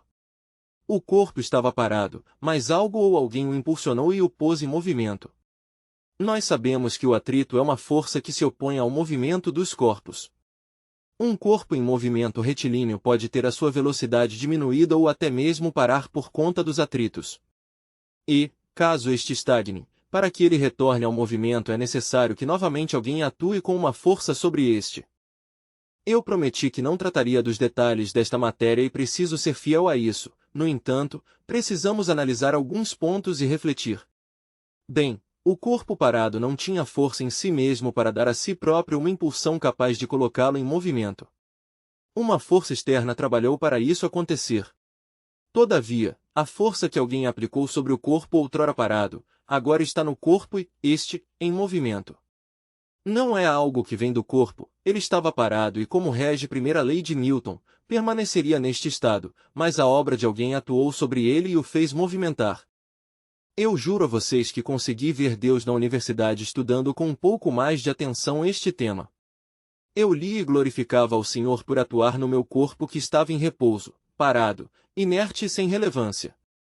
Isso faz-me lembrar do que Paulo escreveu aos de Éfeso. Vocês estavam mortos por causa de sua desobediência e de seus muitos pecados, nos quais costumavam viver, como o resto do mundo, obedecendo ao comandante dos poderes do mundo invisível. Ele é o espírito que opera no coração dos que se recusam a obedecer. Todos nós vivíamos desse modo, seguindo os desejos ardentes e as inclinações de nossa natureza humana. Éramos, por natureza, merecedores da ira, como os demais. Mas Deus é tão rico em misericórdia e nos amou tanto que, embora estivéssemos mortos por causa de nossos pecados, Ele nos deu vida juntamente com Cristo. É pela graça que vocês são salvos. Efésios 2:1-5. Não havia capacidade em mim de mudar o meu estado e permaneceria exatamente da forma que estava se uma força, o Espírito Santo, não tivesse atuado em mim. Eu era apenas uma pedra parada no campo e não tinha mérito nenhum em ser alcançado. Não tinha motivo para ser alcançado, mas uma força atuou sobre mim. É claro que os atritos da vida tentam diminuir a força que em nós opera, todavia o profeta Isaías ensinou-nos que os que confiam no Senhor renovarão as suas forças e mesmo que os atritos ou quaisquer forças opostas tentem interromper a nossa continuidade, aquilo que foi posto em nós, irá impulsionar-nos. Não continuamos o movimento pela nossa própria força, mas por aquilo que Ele fez por nós. Pedro por sua própria força afundaria, porém, Jesus segurou a sua mão e não o permitiu submergir. A minha expectativa é de que, mesmo falando pouco da tecnicidade do assunto e as suas aplicações no universo, eu tenha conseguido demonstrar-te como eu vi Deus estudando Isaac Newton. Até porque se ocorresse de aprofundar mais as análises newtonianas eu teria que escrever outro livro somente sobre este tema. Já analisou, por exemplo, alguns conceitos da segunda lei de Newton e como desenvolve sobre o princípio fundamental da dinâmica? Não? Apenas uma análise superficial sobre a força centrípeta, por exemplo, iniciando pela palavra centrípeta que significa aquilo que aponta para o centro. Talvez você já tenha confundido a força centrípeta com a força centrífuga, mas não se trata da mesma coisa. Na realidade, a centrífuga nem é considerada uma força, mas uma pseudoforça, ou seja, uma força falsa. Ela é dependente do observador. A força verdadeira é a centrípeta e esta aponta para o centro. Entendeu? O que é verdadeiro aponta para o centro, se não faz isso, é falso. Não confunda. Eu prometi, preciso concluir o raciocínio de modo que você perceba o mesmo que eu percebi aqui. Paulo disse estarmos mortos, assim como eu dei o exemplo da pedra que por si só não exerceria movimento. Todavia, algo posto em nós colocou-nos em movimento e, agora, já em movimento retilíneo, é bom ressaltar que se trata de algo constante que não desvia o seu caminho, e que uma vez o corpo estando em movimento, ele tem por necessidade assim permanecer. Para concluir, deixo o escrito dos Hebreus para sua reflexão e permanência. Em verdade vos afirmo que necessitais de perseverança, a fim de que, havendo cumprido a vontade de Deus, alcanceis plenamente o que Ele prometeu, pois dentro de pouco tempo aquele que vem virá, e não tardará. Mas o justo viverá pela fé. Contudo, se retroceder, minha alma não se agradará dele. Nós, entretanto, não somos dos que regridem para a perdição, mas sim, dos que creem e, salvos, seguem avante. Hebreus 10, 36-39. Samuel, mas eu te amo. Em junho de 2010 o Senhor presenteava minha família com um bebê incrível. Inteligente, atenciosa e muito perspicaz. Naquele ano nascia Ana Lara, o meu bebê. Lembro-me que meses antes do seu nascimento, a minha tia Elisângela, ou como carinhosamente chamamos, tia Lili, passava por momentos delicados e a recebemos na casa da minha mãe, aquela época ainda morava com a minha mãe, pois ainda era solteiro, para ajudá-la nos últimos meses da gestação até o nascimento da minha priminha. A minha família é imensa e eu tenho muitos primos, e quando digo muitos, talvez não consiga fazer-te imaginar quantos. Amo todos de uma forma especial e cada um de uma forma diferente. Esta palavra, diferente, talvez seja o que melhor defina o meu relacionamento com a Ana Lara. Quando Ana chegou à casa da minha mãe, lembro que com muito cuidado eu peguei-a no colo e a amei não como um primo, mas como um pai. Para que você não pense que é um exagero meu, quando tia Lili teve que retornar ao trabalho, Ana ficava comigo, àquela altura, um garoto de 17 anos. A minha mãe e irmã sofriam para colocá-la para dormir. Já para mim, bastava deitar ao seu lado. Aquela criança despertou-me o desejo ainda maior pela paternidade. A forma com que me olhava, seu amor, carinho, afeto. Louvo a Deus porque se passaram 11 anos, desde então nada mudou. Continua sendo meu bebê.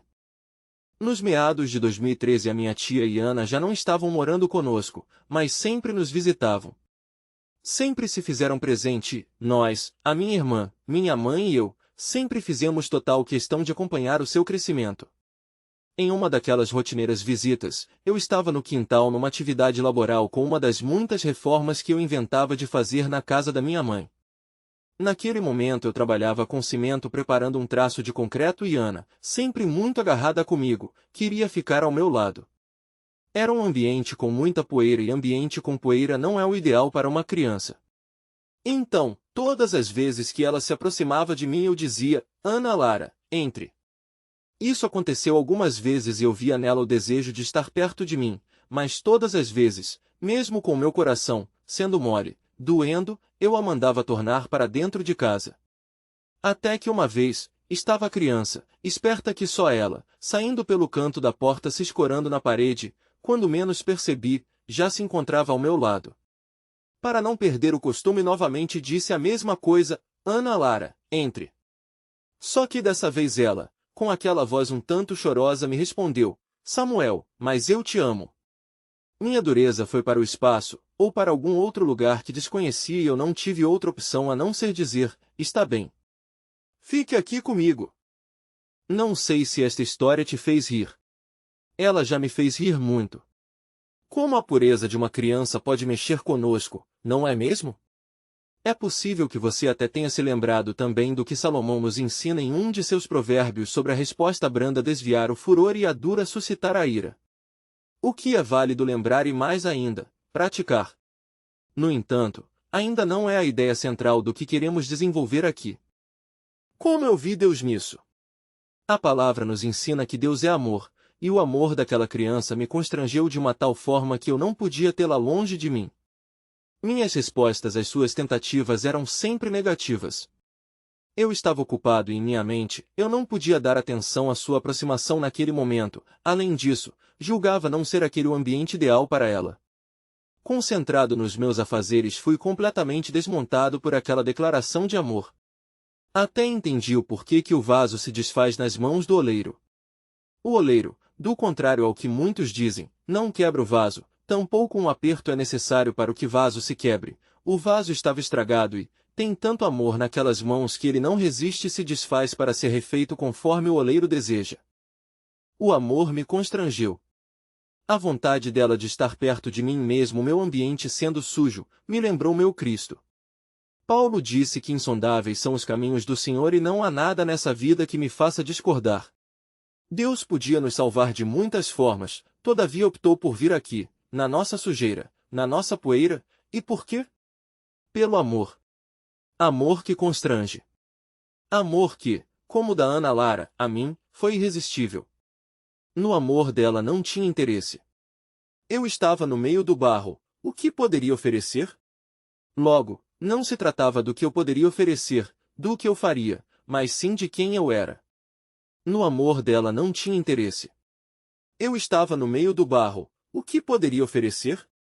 Logo, não se tratava do que eu poderia oferecer, do que eu faria, mas sim de quem eu era. Jacó amava José porque ele era filho de sua velhice com a Raquel, a mulher que Jacó amava. Jacó casou-se primeiro com Lia, mas seu projeto na casa de Labão era se casar com Raquel. Quando a estéril Raquel dá à luz a José, seu pai o amou de uma forma diferente porque ele fazia parte do seu projeto. O amor de Jacó não estava na promessa de que José seria grande em tudo o que José poderia fazer pela casa de seu pai. O livro de Gênesis é bem claro ao nos informar em seu terceiro versículo do capítulo 37 que Jacó amava José porque ele era exatamente como Deus nos ama. Não pelos resultados que podemos proporcionar no reino, até porque nada daquilo que fizermos será maior que o que ele fez por nós, mas o Pai nos ama por quem somos. Eu sei, parece bom demais para ser verdade. Mas é bom e é verdade. Tornando a falar da Ana e de como ela me constrangeu, eu fui alcançado por seu amor aquele dia de uma tal forma que todas as barreiras que eu tinha erguido para evitar uma aproximação se dissolveram mais rápido que algodão doce na boca. Como eu poderia evitar que tal amor se aproximasse de mim? Que tolo seria eu! Minha resposta não poderia de modo algum ser outra que não a da aproximação. Larguei o que eu estava fazendo naquele momento porque precisava corresponder a este amor. De fato, aquele continuava não sendo o ambiente propício para uma criança, ainda mais uma criança alérgica como ela era, então já que não daria para conciliar, deixei o que fazia e fiquei com ela. Se o ambiente é sujo e não dá para aliar o lugar ao amor a mim disposto, correspondo ao amor e deixo aquele lugar. Não se tratou de uma escolha minha, é que eu não enxergava outra coisa a não ser o amor me chamando. Como recusar o chamado? Como recusar o convite? Como recusar o amor, cuidado e carinho? Como recusar alguém que não olhou para o fato de eu estar sujo e no meio da sujeira, pelo contrário, foi na minha sujeira por me amar? Novamente digo, é irresistível. Talvez você esteja se perguntando, e as pessoas que resistem a este amor? Mas antes disso, antes de olhar para fora e pensar nos outros, faça como Paulo nos ensinou e examine-se a si mesmo e se pergunte se você corresponde a este amor. Se este amor te constrange no teu dia a dia, no uso da internet, no namoro, no noivado e no casamento. Se no trabalho esse amor te constrange e impulsiona a abandonar a sujeira. O amor é o que te chama. O amor é o que nos convida. Por fim, ainda meditando no livro de Coríntios, o amor é o que fica. Por mais que agora não o vejamos totalmente, mas um dia o veremos face a face. Ao intentar este livro eu não quis enchê-lo de experiências minhas. Na verdade, elenquei apenas duas, e esta não poderia ficar de fora. Eu precisava de falar como via Deus no espaço sideral, na física ou em uma matéria de jornal, mas antes, precisava que entendesse que eu vejo Deus na minha vida e que Deus usa situações cotidianas para falar conosco. A palavra de Deus diz que Ele sempre está com os ouvidos atentos para nos ouvir, infelizmente não podemos dizer o mesmo sobre nossos ouvidos para ouvi-lo e nossos olhos para vê-lo em tudo. O Senhor chamava o jovem Samuel e ele não percebia e atribuía a Eli, só que em todos os momentos, nesta passagem, era Deus quem o chamava e o que faltava da parte de Samuel era entender quem era o que falava com ele. Mas, naquela tarde, este Samuel que vos fala, viu o Senhor se manifestar ensinando um pouco mais sobre seu amor. E você, por onde anda vendo Deus? Conclusão. Ó profundidade das riquezas, tanto da sabedoria, como da ciência de Deus. Quão insondáveis são os seus juízos, e quão inescrutáveis os seus caminhos. Porque quem compreendeu a mente do Senhor? Ou quem foi seu conselheiro? Ou quem lhe deu primeiro a ele, para que lhe seja recompensado? Porque dele e por ele, e para ele, são todas as coisas, glória, pois, a ele eternamente. Amém. Romanos 11h33-36, ACF. A carta de Paulo aos Romanos é, sem dúvida alguma, um dos maiores tratados teológicos que possuímos. Divinamente inspirado, o apóstolo divide este livro em duas partes, a parte doutrinaria, que vai, em nossa divisão, do capítulo 1 ao 11, e a prática que discorre do capítulo 12 ao 16. No trecho supracitado, Paulo trata do plano de salvação de Deus, manifesto em Cristo Jesus, tanto a judeus quanto a gentios, imbuído em um sentimento de amor e completa devoção a isto. Paulo entra no que os estudiosos chamam de doxologia. E, maravilhado por este plano salvífico do Pai, compõe um dos louvores mais belos e completos, em minha opinião, da Bíblia Sagrada. Paulo não se contém e adora ao Senhor em fascínio por sua maravilhosa obra planejada desde a fundação do mundo. E como associar isto ao que foi escrito neste livro até aqui? Bem, Paulo conclui sua história adorando a Deus por tudo aquilo que ele fez e nós não poderíamos agir de forma diferente. O objetivo desta leitura nunca foi transformar nossa vida em uma metáfora cristã, o que até seria muito bom, mas nos tornar uma espécie de pessoas que buscam e encontram a Deus. Receber um ensino espiritual estudando a fórmula de Bhaskara seria bem legal, afinal, a fórmula não é nada além do que um método para achar as raízes de uma equação do segundo grau utilizando apenas de seus coeficientes. Logo, para conhecer a raiz, que está embaixo, é necessário conhecer o coeficiente que vem em cima, porque neste caso, o que está em cima é quem vai revelar o que vem embaixo. Não seria lindo se pudéssemos aprender de Deus assim? Todavia, ratifico que não é disso que se trata. Pedro disse que se alguém fala, deve falar as palavras de Deus, se alguém administra, deve administrar segundo o poder que Deus dá para que em tudo Deus seja glorificado por Jesus Cristo. Paulo também diz que se comemos, para a glória de Deus comemos. Se bebemos, para a glória de Deus devemos beber ou se fizermos qualquer outra coisa, necessitamos de gloriar ao Senhor nisto. Então, ver Deus em tudo, se trata de um estilo de vida. Deus disse tanto a Josué como a Isaías e a tantos outros ao longo da história das Escrituras a seguinte frase: não temas, pois, eu estou com você. Perto de sua ascensão ao céu, Jesus disse que estaria sempre conosco até a consumação dos séculos, o fim dos tempos. Ou nestes textos a Bíblia está nos enganando, ou nós não estamos o enxergando. Esta nossa dificuldade não está baseada em nossa capacidade de olhar para fora, mas sim, de olhar para dentro. Se no Antigo Testamento o relacionamento era com um Deus celeste, nos Evangelhos se manifestou o Emanuel, o Deus que habitou entre nós, nesta terra. Porém, como a obra de Deus é progressiva e crescente, Ele, a partir da descida do Espírito Santo, habita em nós. Isso mesmo, em nós. O grande problema então está em não ver Deus em mim. Não conseguir ver Deus em mim, é primeiro passo para não ver Deus em nada. Do contrário, vê-lo, não ao olhar no espelho, mas em meu pensamento, minhas atitudes, minhas falas, é este o primeiro passo para percebê-lo em todas as situações. O foco é saber onde Deus está para vê-lo, porque Ele sempre está em todas as situações buscando nos aperfeiçoar. Veja bem, não se assuste, mas Deus está até no inferno, só que lá, no formato de sua ira. Não é invenção minha, Davi, no Salmo 139 nos fala disso.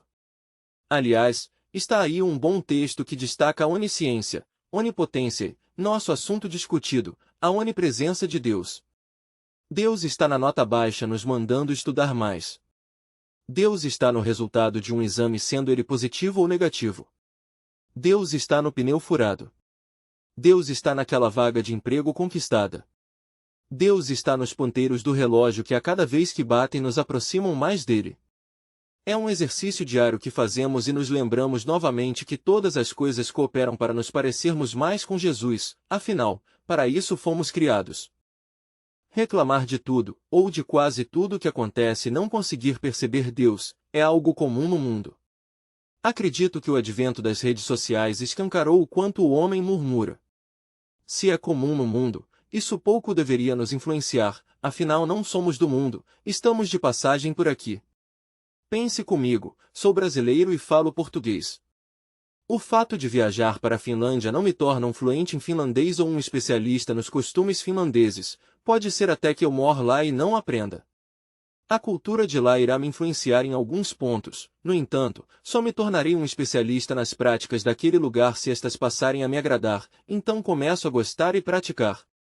Não somos terrenos, mas as práticas da terra nos influenciam tanto mais quando eu passo a admirá-las, e reclamar, não é um hábito celestial. Isso me limita ou impossibilita ver Deus.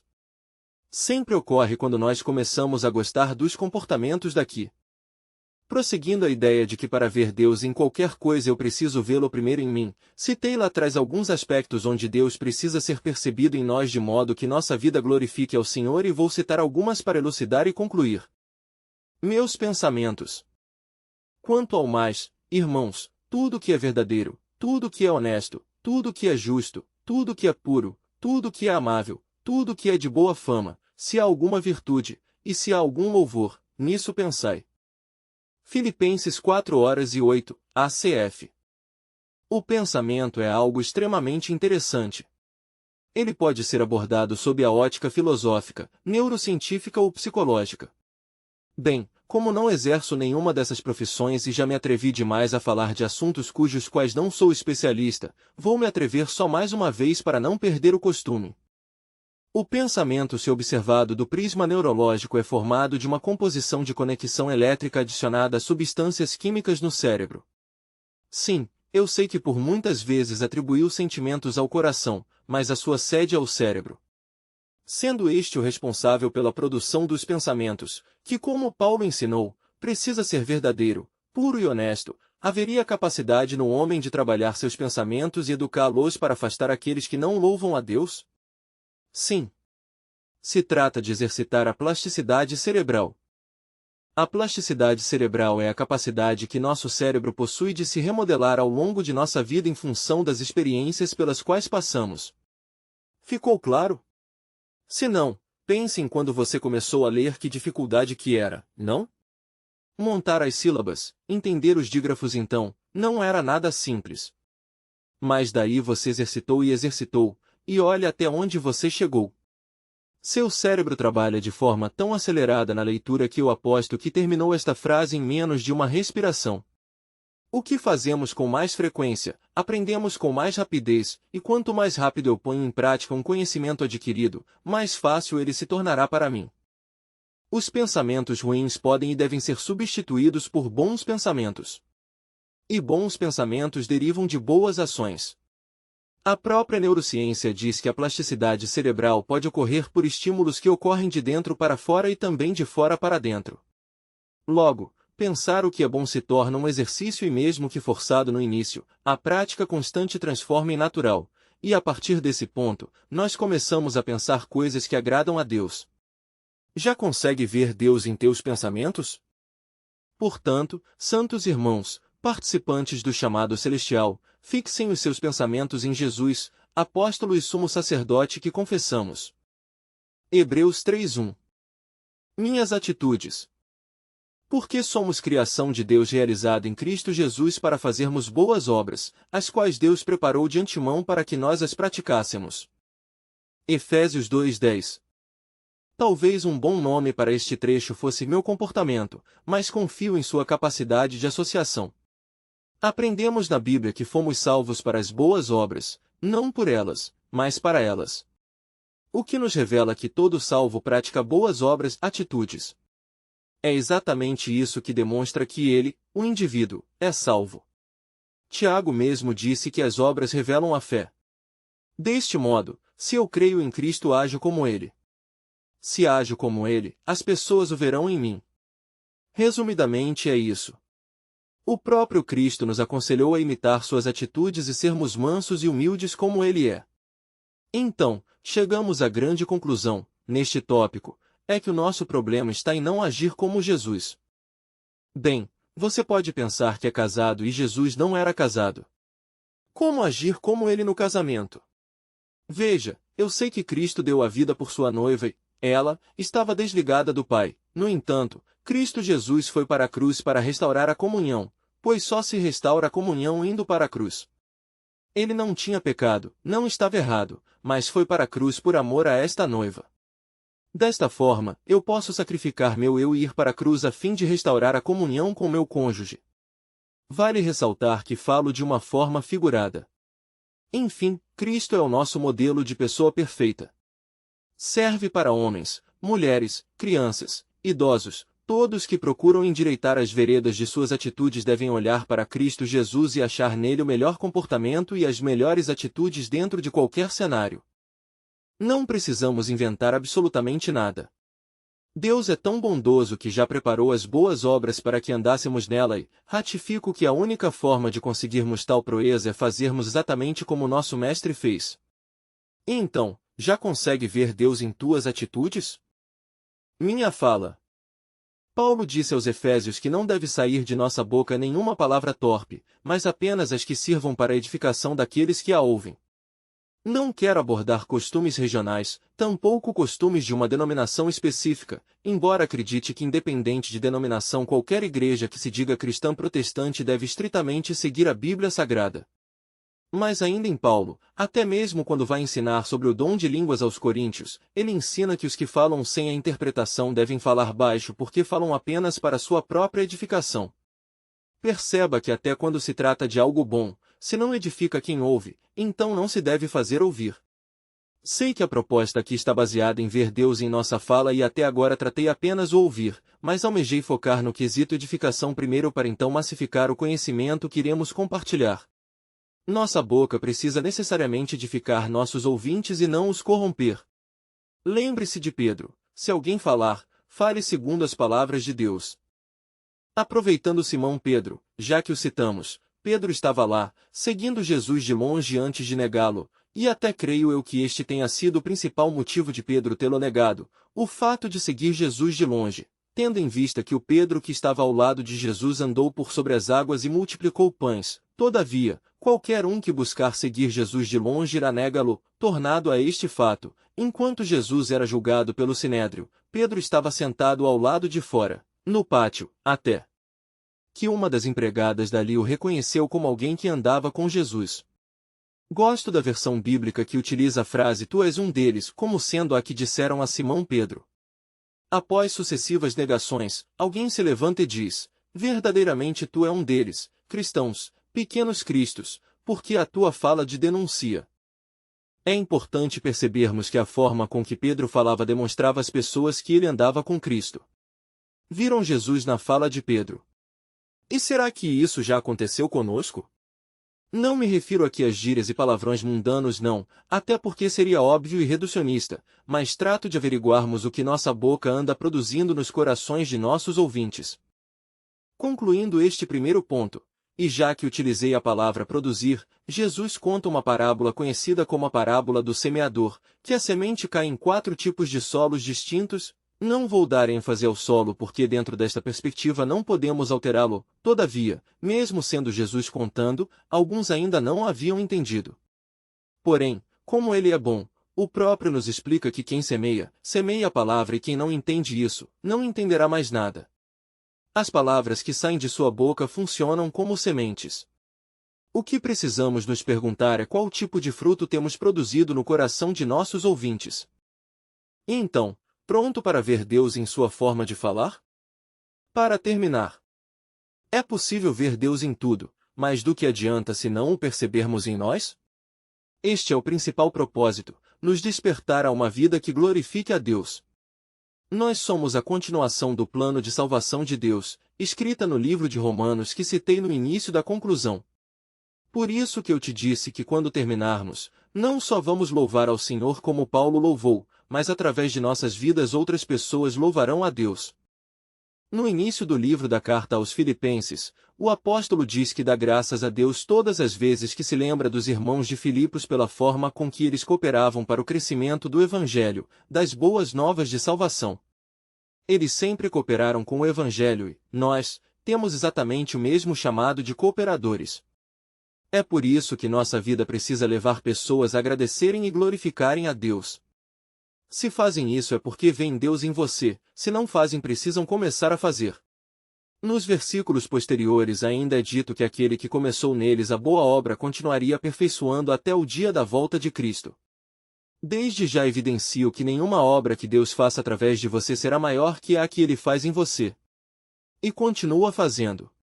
Não que eu julgo que já tenha alcançado, disse Paulo, mas uma coisa faço, esquecendo-me das coisas que para trás ficaram, prossigo para o alvo das que estão diante de mim.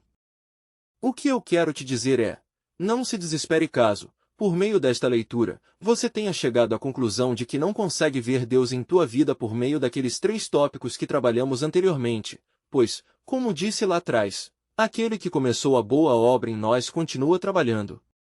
Nosso papel é orar como salmista e pedir que Ele resplandeça em nós a sua face de modo que nós não sejamos mais vistos, mas que Ele seja visto em nós. Este é o passo 1. O passo 2 seria prestar atenção para ver e perceber Deus agindo em tua vida de forma sobre-humana. A resposta de Deus à oração de Salomão foi que os olhos dele estariam atentos e seus ouvidos abertos à oração que fosse feita. Isso quer dizer que quando o povo falasse, Deus estaria atento, só que este relacionamento exige reciprocidade. Quando Deus falar, e Ele fala constantemente por meio de sua poderosa palavra, que os nossos olhos estejam atentos e nossos ouvidos abertos para não apenas senti-lo, mas percebê-lo e vê-lo mesmo que agora por um espelho, todavia, nos preparando para um dia então vermos face a face, como Ele é. E por que começamos meditando no texto de Paulo aos Romanos? Bem, ao final da análise do plano da salvação, que consiste em fazer de nós a semelhança de Cristo, Paulo explode em adoração. E, após nossas diversas observações, que fazem parte deste mesmo plano, iremos adorá-lo também não somente com nossos lábios, mas com nosso respirar. Nossa vida e o entendimento do que Deus tem para nós deve nos levar a um padrão de viver para glorificar ao Senhor. Sim, Jesus via Deus em tudo e nós somos cópias dele. Logo, nossa vida precisa ser uma composição agradável ao Senhor e só há uma forma de assim o fazer: vendo Deus-me tudo. Eu vejo Deus no fato de você ter chegado até aqui. E você?